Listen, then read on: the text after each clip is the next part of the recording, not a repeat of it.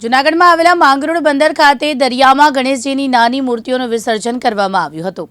માંગરોળમાં ગણપતિ બાપ્પા મહોત્સવને લઈને લોકોમાં અનેરો ઉત્સાહ જોવા મળ્યો છે।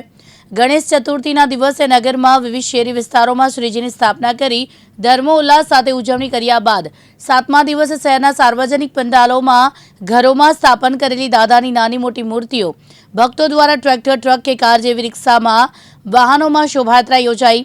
गणपति बाप्पा मोरिया अगले बरस तू जल्दियाना नाद साथे अबिल गुलालना छेड़ उदारता डीजेना ताले अने ढोल सरनाईनी सुरावली साथे वाते गाते बाप्पानी भावभेर विदाय कराई हती। वर्षों जूनी परंपरा मुजब गणेश दादाનું આજે 7મા દિવસે માંગરોળ શહેર દ્વારા વિસર્જન કરવામાં આવેલ છે। તેમાં અલગ અલગ શહેરી મહોલ્લા અને સાર્વજનિક જગ્યાએ જે ગણપતિ દાદા મૂકવામાં આવે છે એ બધા ગણપતિ દાદાનું આજે બંદર ખાતે વિસર્જન કરવામાં આવેલ છે। તેમજ અહીં બંદરે ખારવા સમાજ દ્વારા પણ ખૂબ સુંદર વ્યવસ્થા ઊભી કરવામાં આવેલ હતી, જેથી કરીને દરેક ગણપતિ આરામથી બોટમાં જાય અને શાંતિથી વિસર્જન થાય, કોઈ અગવડતા ના થાય। અને પોલીસ પ્રશાસન પણ ખડે પગે આખી શોભાયાત્રામાં ખડે પગે હતા અને વિસર્જન પૂરું થયું ત્યાં સુધી પોલીસ પ્રશાસન પણ સાથે રહેલ। તે બદલ હું પોલીસ પ્રશાસનનો, ખારવા સમાજનો ખૂબ ખૂબ આભાર માનું છું।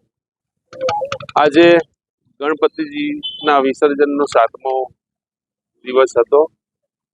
7મા દિવસે ગણપતિજીના વિસર્જનની કામગીરી થઈ।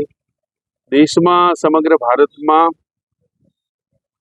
સનાતન ધર્મના ભક્ત ભાવિકો ગણપતિજીની પૂજા કરી અને એકતાનો અનુભવ કરે છે।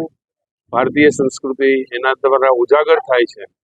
એવી જ રીતે માંગરોળ શહેરમાં પણ હંમેશની જેમ આજે 7 દિવસ સુધી ગણપતિજીની પૂજા અર્ચના આરતી કરીને વિસર્જનનો દિવસ હતો।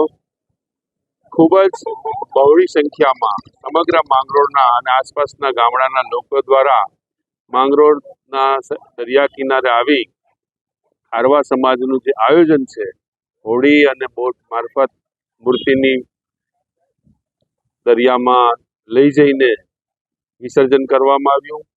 ખારવા સમાજના યુવાનોએ આ વિસર્જનની પ્રક્રિયામાં કોઈ પણ પ્રકારનો અણબનાવ ના બને, કોઈ ડૂબે નહીં, એના માટેની પૂરતી તમામ પ્રકારની વ્યવસ્થાઓ હોડીમાં, બોટમાં અને કિનારે કરેલી હતી। અને આ દિવસે આજે પણ કોઈ પણ પ્રકારના અણબનાવ સિવાય ભગવાન શ્રી ગણપતિજીની ખૂબ સારી રીતે વિસર્જનની પ્રક્રિયા પૂરી થઈ છે।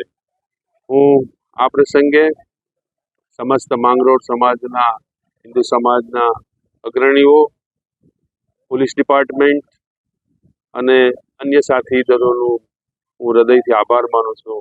અને આવનારા દિવસોમાં જે વિસર્જન છે એ પણ આવી ભવ્ય રીતે થાય એના માટેના પણ વ્યવસ્થાઓમાં પૂરતો ભાગ ભજવે। प्रकाश लालवाणी, दिव्यांग न्यूज, मांगरोळ, जूनागढ़।